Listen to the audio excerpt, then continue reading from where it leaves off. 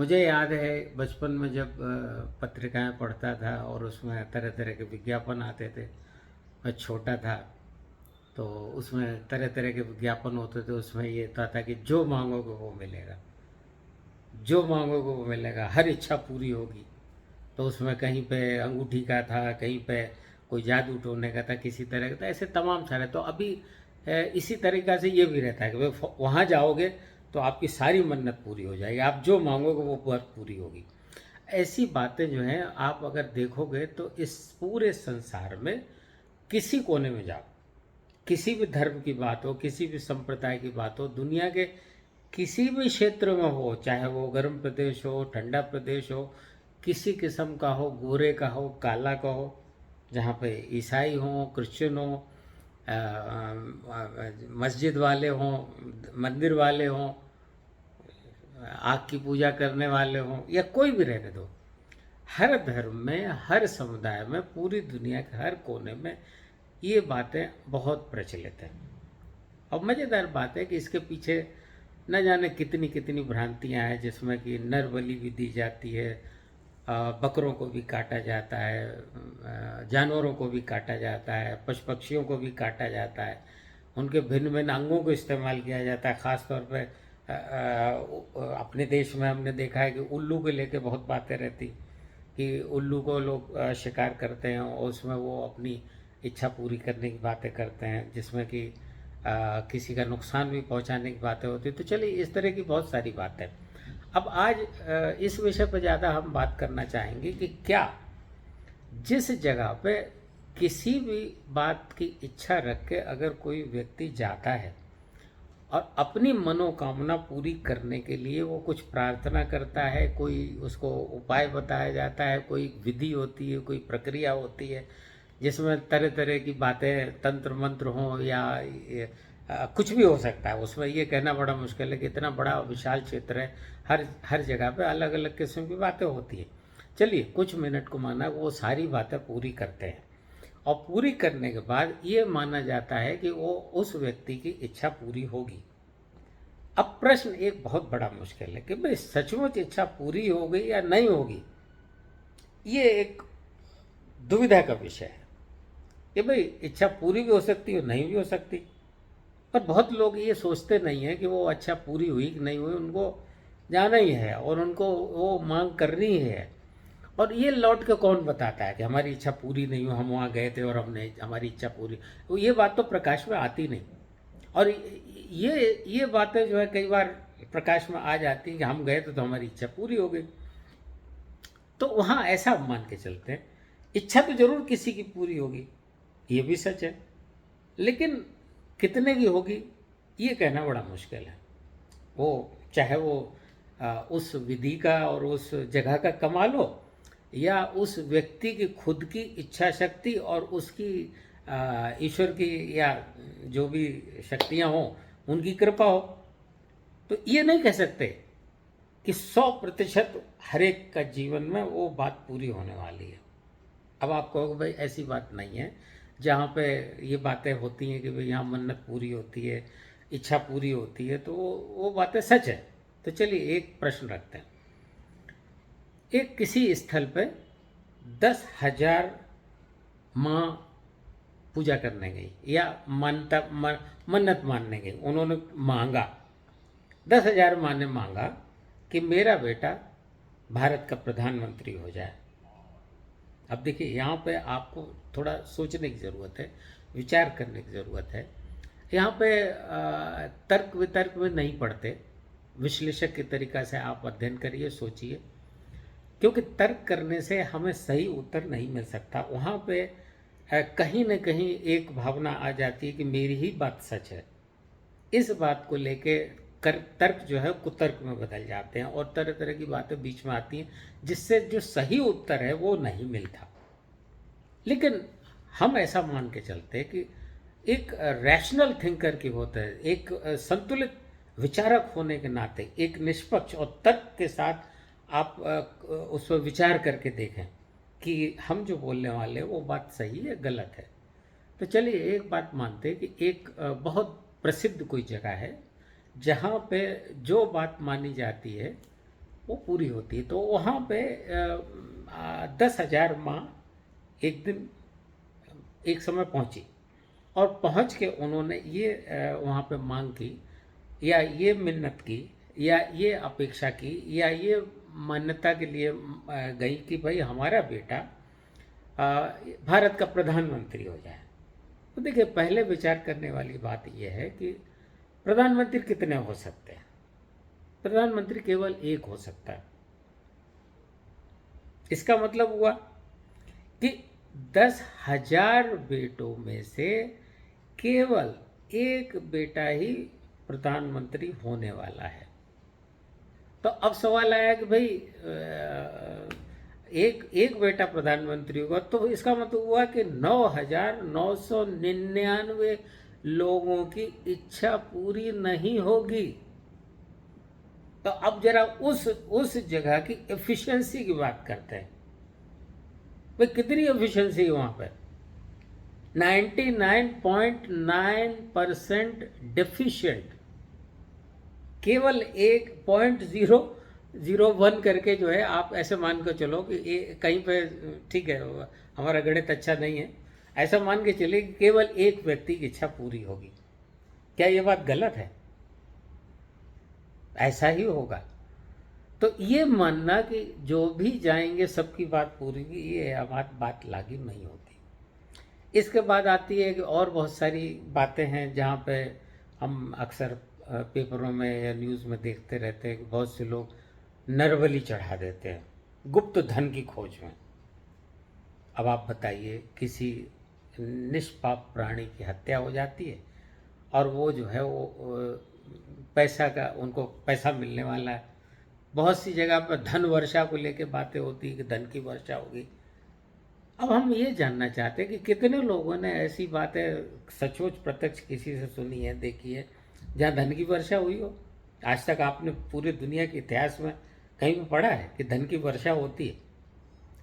और ये जानते हुए, ये समझते हुए, ये ऐसा नहीं कहीं हुआ, कहीं धन की वर्षा नहीं हुई, फिर भी ऐसे कितने कांड हमारी जानकारी में, जो यहाँ के न्यूज़ पेपरों में हमने पढ़ा है कि ऐसे कितने लोगों की नरबली दी जाती रही, जादू टोना किए जाते रहे, लोगों का पैसा डुबोया जाता रहा, बाद में पता लगने पर उन पर पुलिस केस होते, सब कुछ होता। तो देखिए, एक बात सोचने वाली बात है कि इसमें दोष किसका है? भाई देखिए, सबसे बड़ी बात है, मछली अगर फंस जाती है तो दोष किसका है? मछली का या बहेलिए का, या जो मछली पकड़ने गया उसका? हिरन अगर जाल में फंस गया, दोष किसका है? जो बहेलिया गया था उसका है, या वो जो हिरन जो जाल में फंस गया उसका दोष है? तो यहाँ समझने वाली बात है कि हर जगह पे, पहले हम ये कहा करते थे, एक समय ऐसा था, आज से करीब कुछ 1-1.5 साल पहले, हम कहते थे घर के बाहर आप पाँव निकालो। ध्यान रखिए मैं क्या कह रहा हूँ। घर के बाहर आप पाँव निकालो, कोई न कोई आपको लूटने के लिए खड़ा है।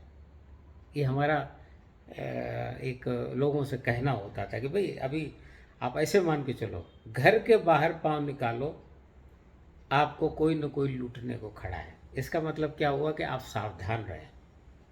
अभी प्रॉब्लम वही है कि बहेलिए ने जाल बिछाया और हिरन फंस गया।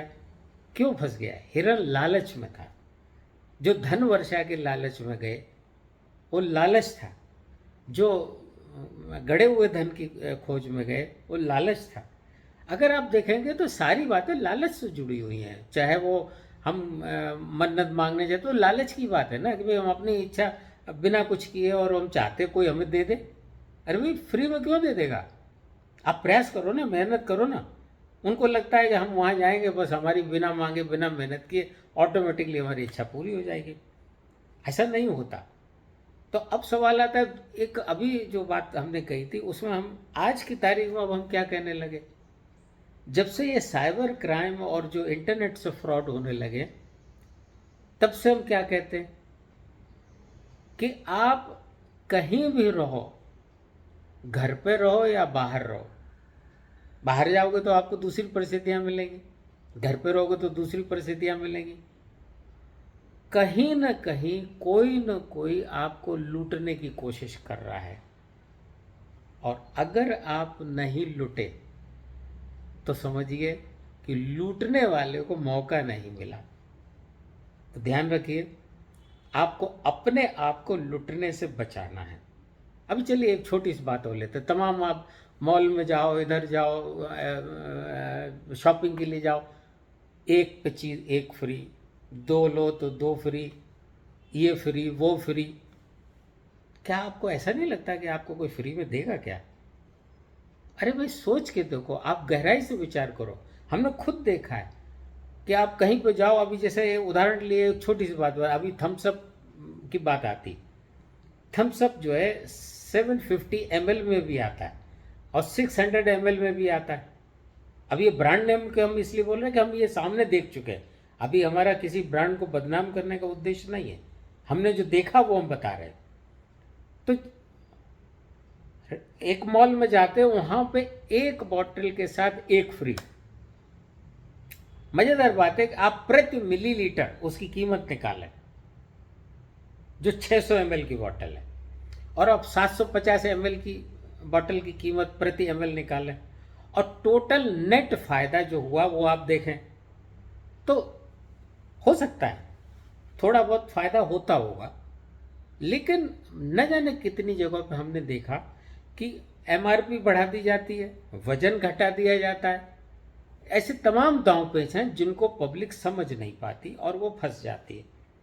तो हम इस बात को लेकर कहना चाहते हैं कि आज के समय में आपको चाहे कोई भी क्षेत्र हो, आपको हर समय बुद्धि के साथ जीना है, तर्क के साथ जीना है, लॉजिक के साथ जीना है। कितने फ्रॉड ऐसे होते हैं जिसमें एक हमें याद आता है कि सॉफ्टवेयर, एक कोई इंजीनियर को, एक कोई लेडी थी, मेरे ख्याल से पूना की थी शायद, उसको शादी का लालच दिया, हाँ उसको एक गिफ्ट का लालच दिया गया कि हम तुम्हें, एक कोई फेसबुक पे या कहीं पे कोई फ्रेंड बन गया, वर्चुअल फ्रेंड, जिसका कोई पता अता पता नहीं, जो फोटो होगी वो भी सही होगी गलत होगी, कुछ पता नहीं था उसको। और वो दोस्ती जो है बढ़ती गई बढ़ती गई। एक दिन उस व्यक्ति ने कहा कि भाई हम तुम्हें एक गिफ्ट भेज रहे हैं, बहुत महंगी गिफ्ट भेज रहे हैं। क्या आपको यकीन होगा कि उस व्यक्ति ने जब गिफ्ट भेजी, उसके बाद लेडी से कहा कि वो कस्टम पे कोई ड्यूटी का काम है, उसमें कुछ पैसा लगने वाला है, फिर बोला कि वो अधिकारियों को कुछ पैसा खिलाना है, फिर बोला कि वो एक दूसरी कोई एक ड्यूटी लग गई है, फिर कोई सेस लग गया है, फिर कोई अड़चन आ गई है कि किसी ने दोबारा पकड़ लिया है। ऐसे कैसे कहते कहते 59 लाख रुपीज़ उस लेडी ने दे दिया। अब आप सोचो कि उस जो एक इंजीनियर है, जो मान लो इन लोग कहते हैं एजुकेटेड, अब एजुकेटेड का अर्थ हमें नहीं समझ में आता कि एजुकेशन का क्या मीनिंग है, क्या एजुकेशन है क्या, वो चलिए उसमें नहीं जाते। एक सामान्य बुद्धि, कॉमन सेंस, जो बच्चे को भी पता रहता है, बच्चे को भी मालूम होता है कि टॉफ़ी दी जा रही है तो वो लालच में ही जाने वाला है, वो टॉफ़ी के लालच में जाता है। बच्चे को भी वो चॉकलेट दिखती है, उसको ये पता नहीं कि वो चॉकलेट देने वाला कौन है, उसको कोई लेना देना नहीं, उसको चॉकलेट दिख रही है। और जब वो जो चॉकलेट देने वाला व्यक्ति अगर बार बार चॉकलेट देता है, तो वो एक दूध देने वाली गाय की तरीके से उसको सम्मान देता है। उसको लग रहा है हाँ ये आए, अभी मुझे चॉकलेट मिलने वाली है, अपेक्षाएं बढ़ जाती है, लालच बढ़ जाता है। तो कहने का मतलब ये कि इस लेडी ने ये नहीं सोचा कि भाई गिफ्ट की कीमत कितनी है, गिफ्ट का टाइप क्या है। क्या एक अनजान आदमी आपको महंगी गिफ्ट क्यों देगा? अरे भाई सबसे पहले ये तो सोचो कि भाई अगर किसी ने आपको एक एसएमएस मैसेज भेज दिया कि आपकी लॉटरी लगने वाली है, तो ये तो सोचो भाई लॉटरी जब हमने टिकट नहीं खरीदा तो लॉटरी कहाँ से लग गई। अब अचानक आपके पास फ़ोन आ जाता है कि वह आपका एटीएम कार्ड बंद होने वाला है और आप अपना ओटीपी वो सब दे देते हो। तो कहने का मतलब ये है कि ये सारी बातें एक दूसरे से लिंक्ड हैं। हमने जो मूल बात थी कि भाई जो मान्यता मन्नत को लेके बात कर रहे हैं, तो उसमें हमने ये सारी बातें क्यों जोड़ दी?